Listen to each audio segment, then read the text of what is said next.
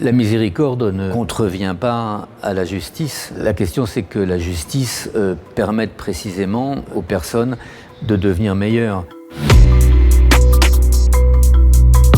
Le pape François a désigné le 14 décembre comme date pour le jubilé des personnes détenues à Rome. Et comme les personnes détenues, évidemment, ne peuvent pas se déplacer à Rome pour célébrer le jubilé, le Conseil national des prisons a décidé que le jubilé vienne aux personnes détenues. Et pour cette occasion, que les évêques viennent en prison célébrer le jubilé et symboliquement permettre aux personnes détenues de franchir une porte sainte fabriquée avec les moyens du bord en prison. Et le Conseil national a préparé un livret pour cheminer vers le jubilé et accompagner les personnes détenues dans les semaines qui précèdent vers la célébration de ce jubilé en réfléchissant à qu'est-ce que ça veut dire la joie quand on est en prison, la porte, pas forcément évident, et puis être pèlerin quand on est en prison, comment ça se décline. Bon, c'est le jubilé de l'espérance, donc les personnes détenues, ce message d'espérance, ça les rejoint.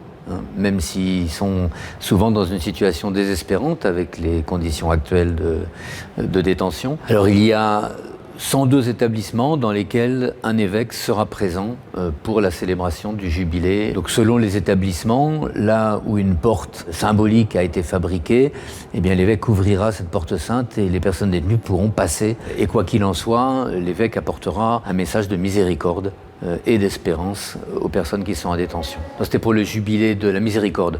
Le pape François avait dit aux personnes détenues pour vous, la porte sainte, c'est la porte de votre cellule. Bon, là, en l'occurrence, ça va dépendre des établissements. La salle de culte est souvent une salle polyvalente, c'est pas une chapelle. Quand c'est une porte qui a été fabriquée pour l'occasion, après, elle sera démontée et elle sera plus là. Ce qui compte, c'est la symbolique du geste de passer cette porte sainte et surtout ce qui y est associé, le message de miséricorde, la démarche de pèlerinage et de réconciliation qui se vit à l'occasion de ce jubilé. Les évêques prennent la parole parce que la situation est aujourd'hui particulièrement alarmante. L'opinion publique, globalement, véhicule un regard très négatif sur les personnes qui sont en détention, un regard souvent désespéré, qui semble dire qu'il n'y a rien à en attendre. Plus les personnes resteront longtemps en détention, mieux ça vaudra. Donc un chrétien ne peut pas se satisfaire de tels discours. L'Évangile ne cesse de nous dire que personne n'est enfermé dans son passé, que le Christ ouvre toujours un avenir devant nous. Et donc il importe que, d'une part, les évêques adressent un message aux catholiques et à tous les hommes et femmes de bonne volonté pour inviter à une conversion du regard, et puis en même temps interpellent les pouvoirs publics et l'ensemble de la société sur les conditions de détention actuelles, qui sont des conditions qui, contrairement à ce que véhicule le discours ambiant, produisent de l'insécurité. Or, l'intérêt de la société, l'intérêt des victimes, l'intérêt de tout le monde est que ceux qui rentrent en détention ressortent meilleurs. La justice et la miséricorde, ça peut aller ensemble dans une justice qui fasse sens. La position de l'Église, précisément, c'est de dire que la rédemption existe, parce que c'est quand même au fondement de notre foi.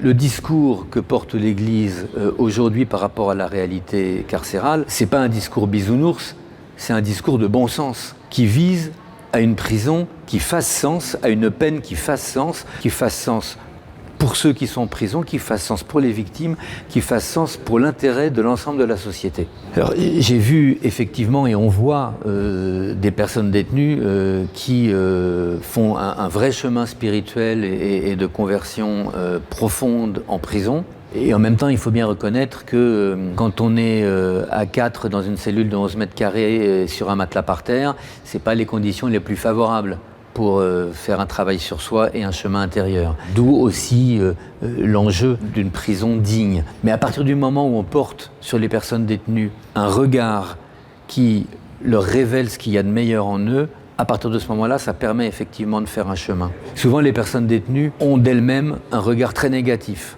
Et on leur renvoie un regard très négatif à partir du moment où on les réduit à l'acte qui les a conduits là. Et qu'on leur dit du coup qu'elles ne valent rien, qu'elles sont bonnes à rien. Dès lors qu'on leur renvoie un autre regard, un regard qui révèle ce qu'il y a de meilleur en elles, à ce moment-là, ça suscite ce meilleur et ça lui permet de se développer.